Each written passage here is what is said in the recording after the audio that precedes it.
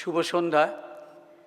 মঞ্চে উপবিষ্ট বিশিষ্ট জনেরা, বিশেষ করে Madan Mohan Maiti, chairman, Kolkata international poultry fair; Samir Agarwal, executive vice president, West Bengal poultry federation; Shri Radheshyam Roy, executive vice president, West Bengal poultry federation; Sumit Suretha, vice president, West Bengal poultry federation; Sumit Ghosh, vice president, West Bengal poultry federation; Partha Sur, vice president, West Bengal poultry federation; Sanad Sarkar, vice president, West Bengal poultry federation; professor Purnendu Biswas, former vice chancellor of the university animal and fishery science, West Bengal; professor Partha Das, honourable registrar of our university; doctor Jhilmi Sharma, deputy commissioner, AQCS, Kolkata; doctor PK Shukla, president, Indian poultry federation;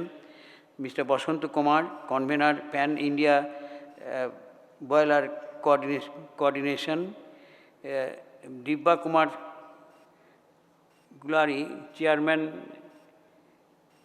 আমাদের CLE-MMA; Ranpal Danda, president, poultry federation of India; Uday Singh Vyas, IPEMA; doctor Jitendra Verma, president, Indian valley association; and Mr. Santosh উই, veterinary poultry federation, India. আমি সবাইকে ধন্যবাদ জানাই পশ্চিমবঙ্গ সরকারের প্রাণী সম্পদ বিভাগের পক্ষ থেকে এবং বাংলার মুখ্যমন্ত্রী মমতা বন্দ্যোপাধ্যায়ের পক্ষ থেকে। মঞ্চে উপবিষ্ট বিশিষ্ট জনেরা, বিজ্ঞানী এবং মঞ্চের সামনে উপবিষ্ট পলিটির সঙ্গে যুক্ত সমস্ত প্রতিনিধিগণ, ভারতবর্ষের মধ্যে এবং ভারতের বাইরে যারা ডেলিগেট এসছেন, প্রত্যেককে আমি আমার ধন্যবাদ জ্ঞাপন করছি।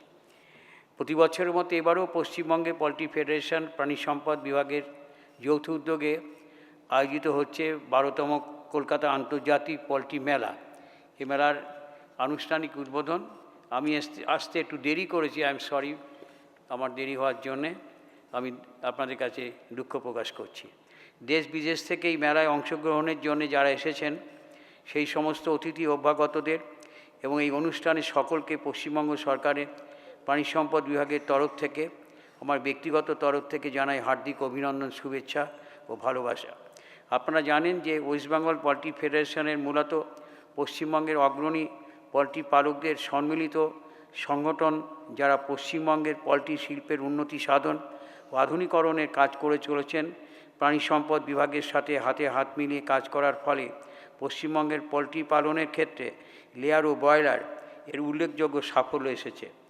প্রাণী সম্পদের সার্বিক বিকাশ উন্নয়নের মাধ্যমে গ্রামীণ অর্থনীতির সামগ্রিক বিকাশ, সাথে সাথে সাধারণ, মধ্যবিত্ত ও প্রান্তিক গরিব মানুষের অর্থনৈতিক স্বাবলম্বনের লক্ষ্যে পশ্চিমবঙ্গ সরকার এই ক্ষেত্রটিকে যথেষ্ট গুরুত্ব আরোপ করেছেন। উন্নয়নের নিরিখে কয়েকটি তথ্য আপনাদের সামনে তুলে ধরতে চাই।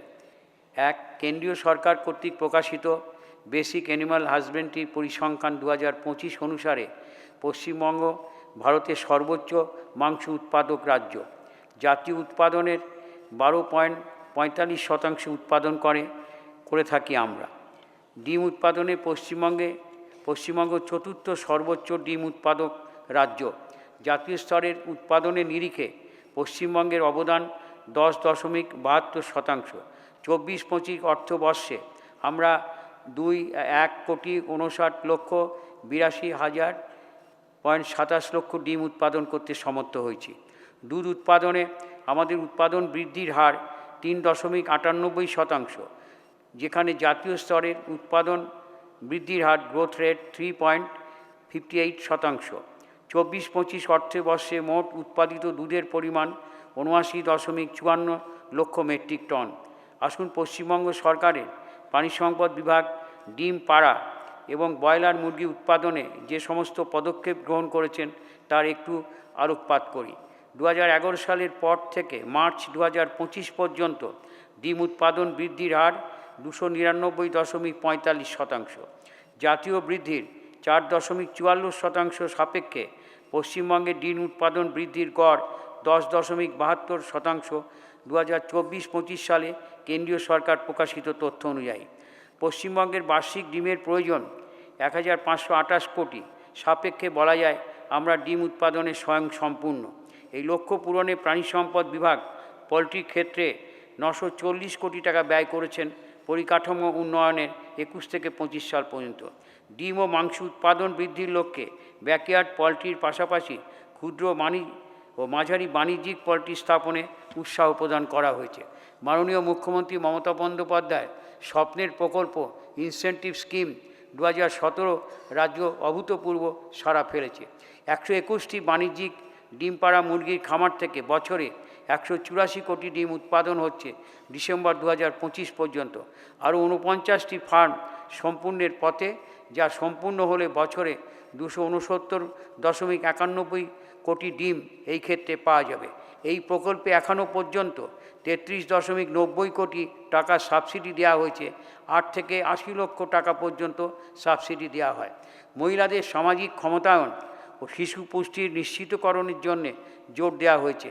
ব্যাকইয়ার্ড পোলট্রি ফার্মের ওপর ব্যক্তিগত উপভোক্তা ও সেলফ হেল্প গ্রুপকে বিনে পয়সায় মুরগি ও হাঁসের বাচ্চা বিতরণ কর্মসূচি অব্যাহত রাখা হয়েছে। উল্লেখযোগ্য, 2025 পর্যন্ত 75.34 লক্ষ হাঁস মুরগির বাচ্চা বিতরণ করা হয়েছে 25-26 অর্থবর্ষে। মাংস ডিম উৎপাদন বৃদ্ধি ও বিপণন পরিকাঠামো উন্নয়নে পশ্চিমবঙ্গ প্রাণী সম্পদ উন্নয়ন নিগমের গৃহীত যে কর্মসূচি ব্রয়লার ইন্টিগ্রেশন, এই প্রকল্পে বর্তমানে 18টি জেলায় ব্রয়লার ইন্টিগ্রেশনে কাজ চলছে। চাষিদের একদিনে বাচ্চা, খাবার, ওষুধ দেওয়া হয় নিগমের পক্ষ থেকে। 30 থেকে 35 দিন পর নিগম চাষিদের কাছ থেকেই ব্রয়লার পাখি নিয়ে এসে পরিবর্তে চাষিরা ইনসেন্টিভ পেয়ে থাকেন। এই প্রকল্পে 4223 জন ফার্মার সরাসরি উপকৃত হচ্ছেন। অপ্রত্যক্ষভাবে কর্মসংস্থান সৃষ্টি হয়েছে 43,132 জনের। পুরুলিয়া জেলার 80,000 ডিম পাড়া মুরগির খামার স্থাপন করা হয়েছে। উৎপাদন শুরু হবে এপ্রিল 2000 উৎপাদন শুরু হবে। জানুয়ারি থেকে ডিসেম্বর 2025 পর্যন্ত WBLDCর 38.98 লক্ষ ব্রয়লার বাচ্চা এবং 6.37 লাখ ডিম পাড়া মুরগির বাচ্চা উৎপাদন করতে সক্ষম হয়েছে। 4 জানুয়ারি 25 ডিসেম্বর থেকে 25 সময়কালে WBLDCর 25.6 কোটি খাবার ডিম উৎপাদন ও বিপণন করেছে। তার মধ্যে 72 লক্ষ ডিম সাবসিডি রেটে মা কিচেনে সরবরাহ করেছে। হাঁসের বাচ্চা তৈরি হয়েছে 4.73 লক্ষ। বর্তমানে হরিণঘাটা মিটের রিটেল কাউন্টার 822টি, যার মধ্যে মাংস, ডিম, মাছ ও প্রক্রিয়াজাত খাবার সরবরাহ করা হয়ে থাকে। 320টি এপিক খাদ্যের ডিলারশিপের মাধ্যমে পুষ্টিকর সুষম হাঁস মুরগি গরুর খাবার বিপণন করা হচ্ছে। 19,393 মেট্রিক টন খাবার জানুয়ারি 25 থেকে ডিসেম্বর 25 তৈরি করতে বিপণন করতে সক্ষম হয়েছে। মাংস উৎপাদন ও বিপণন করা হয়েছে 3,395 মেট্রিক টন। 2026-27 অর্থবর্ষ ডিম ও মাংস উৎপাদন বৃদ্ধির লক্ষ্যে আরও বিনিয়োগ করার সিদ্ধান্ত গ্রহণ করা হয়েছে। মাটির সৃষ্টি প্রকল্প জঙ্গলমহল এলাকায় মানুষের সামাজিক উন্নয়নের জন্য 26,230টি মুরগির বাচ্চা, 16,820টি হাঁসের বাচ্চা, 132টি বকনা, 430টি ছাগল, 166টি শূকর ছানা, সবুজ ঘাসের বীজ ও কাটিং 86,029 জন উপভোক্তাদের মধ্যে বিতরণ করা হয়েছে ডিসেম্বর 2025 পর্যন্ত। সবুজ ঘাস উন্নয়ন খাতে ফাডার মিনিকিট বিতরণ করা হয়ে থাকে। সবুজ ঘাসের প্রদর্শন ক্ষেত্র তৈরিতে উৎসাহ দেওয়া হয়।